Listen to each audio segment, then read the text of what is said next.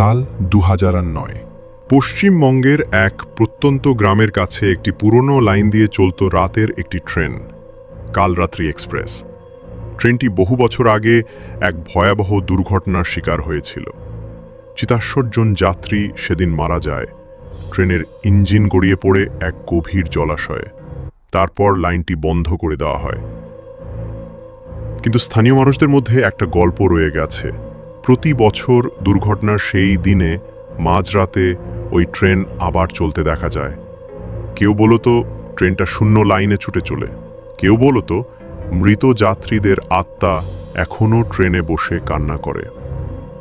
রঞ্জন নামের এক সাহসী যুবক সেই রাতে ট্রেনের রহস্য জানার সিদ্ধান্ত নেয়।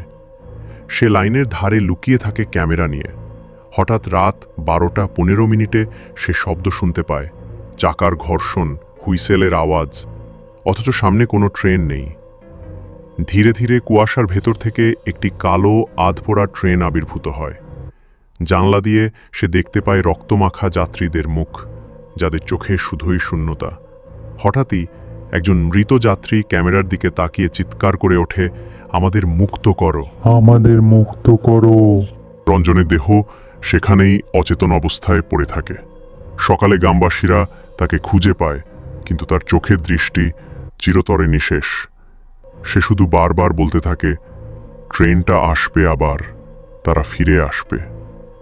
আজও পশ্চিমবঙ্গের সেই রেল লাইন মানুষ এড়িয়ে চলে।